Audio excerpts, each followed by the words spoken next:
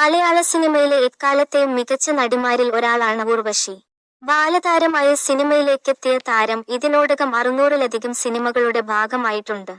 മികച്ച നടിക്കുള്ള സംസ്ഥാന അവാർഡ് 6 തവണ സ്വന്തമാക്കിയ ഉർവശി, മലയാളത്തിനു പുറമെ തമിഴ്, തെലുങ്ക്, കന്നഡ, ഹിന്ദി ഭാഷകളിലും തന്റെ സാന്നിധ്യം അറിയിച്ചിട്ടുണ്ട്. ഈ വർഷത്തെ സംസ്ഥാന അവാർഡിലും ഉർവശി മികച്ച നടിക്കുള്ള പുരസ്കാരം സ്വന്തമാക്കി തന്റെ റേഞ്ച് വ്യക്തമാക്കിയിരുന്നു. നിലവിൽ മലയാളത്തിലെ മികച്ച നടന്മാരിൽ ഒരാളായ ഫഹദ് ഫാസിലിനെക്കുറിച്ച് സംസാരിക്കുകയാണ് ഉർവശി.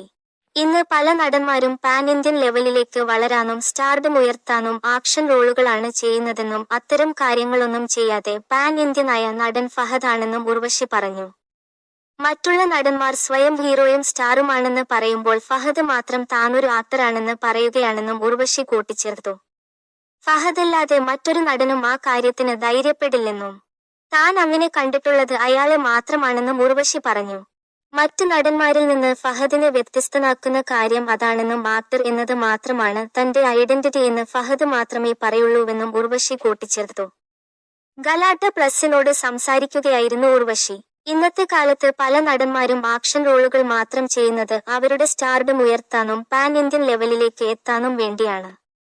അങ്ങനെ ചെയ്താൽ മാത്രമേ സ്റ്റാർഡം ഉയരുള്ളൂ എന്നാണ് അവരുടെ ചിന്ത. പക്ഷേ അതിൽ നിന്ന് വ്യത്യസ്തനാണ് ഫഹദ് ഫാസിൽ. ആക്ഷൻ റോളുകൾ അധികം ചെയ്യാതെയാണ് ഫഹദ് ഇന്ന് കാണുന്ന പോപ്പുലാരിറ്റിയിലെത്തിയത്. ഞാൻ സ്റ്റാറല്ല, എന്നെ ഒരു ആക്ടറായി കാണൂ എന്നാണ് ഫഹദ് പറയാറുള്ളത്.